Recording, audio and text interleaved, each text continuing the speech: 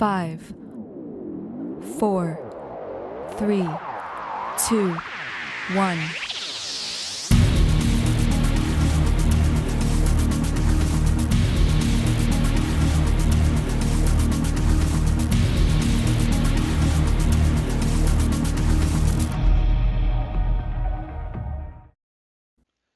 Hello, and welcome to the BrainSpace Software YouTube learning channel called Brainwaves. This new channel will provide you with access to a series of videos focused on BrainSpace demonstrations and how-to training videos. In this video, I will demonstrate how to use BrainSpace's new email thread analysis visualization. Beginning with version 6 of BrainSpace, users now can review and analyze full email threads using our new interactive thread analysis visualization. As users are reviewing email messages within BrainSpace, they have the option of launching the thread analysis visual to better understand how the thread unfolded over time, who were the parties involved, and how did they get involved in the conversation. Now let's begin the demonstration. Okay, we'll begin by actually looking at an individual email message within the Enron 1 million dataset. And we're looking at this individual message in the document viewer, the new and improved document viewer. And we may decide after reviewing this particular message that we want to view and interact with the entire email thread. So to launch the email thread viewer, we simply click on the thread analysis icon in the upper right-hand corner of the document viewer. And when I do that, it'll actually launch the thread analysis view, which is what you see here. So this is a view of the entire email thread for the message that I was just looking at. Now, the thread begins with the message listed at the very top here in this sort of org chart view. This is the originating message of the thread, and you get a lot of great information here. Each of these cards, first of all, represents an individual message. And within each card, you get detailed information such as who the sender is, when did they send the email, how many individuals are listed in either the to, CC, or BCC fields, the subject of the actual email thread, and then the number of exact duplicates associated with this particular message. And then finally, you get a full list of all the recipients that receive this message. So a lot of great information. The sender, the recipients, the timestamp or date it was sent, the subject of the message, and kind of a breakdown of how many individuals were included on this originating message. So the message gets sent out, and the first action that occurs in the thread is the individual that sent the original message then does an actual reply all message. So he's replying to his originating message. Maybe he needed to add some additional information to his original email. So he's doing a reply all immediately following the originating message. So you know it's a reply all because you got the purple arrow badge in the upper left-hand corner of the email card.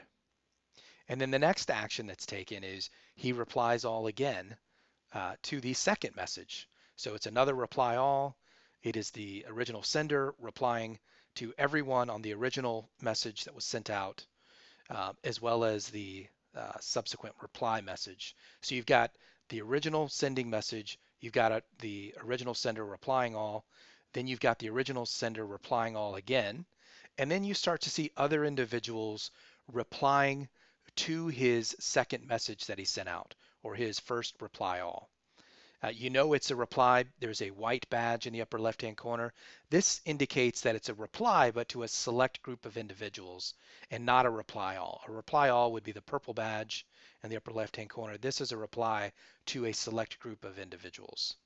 You'll also notice there's an orange badge with a check mark in the upper left-hand corner of some of the messages in the thread. This is an indication of an inclusive message. So you'll notice that, and this sort of makes sense, all of the messages at the end of all the branches here appear to be the inclusive messages. We've got 3 here and we've got 2 here. So in addition to understanding who they replied to or who they included in their reply, you'll also notice which of the messages are indeed inclusive messages. Again, you have the same kind of information, the subject, the sender, the timestamp, and the list of the recipients.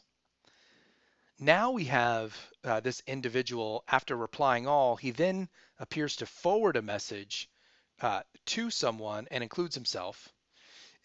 This forward message can be identified by the gold sort of dash line, but also the gold badge in the upper left-hand corner of the email card. You can see that as a forward action here. So the orange or gold badge in the upper left-hand corner of the card, the email card, identifies this message as a forwarded message. So you can see reply alls, you can see replies to select individuals, and you can also see forwards within the thread.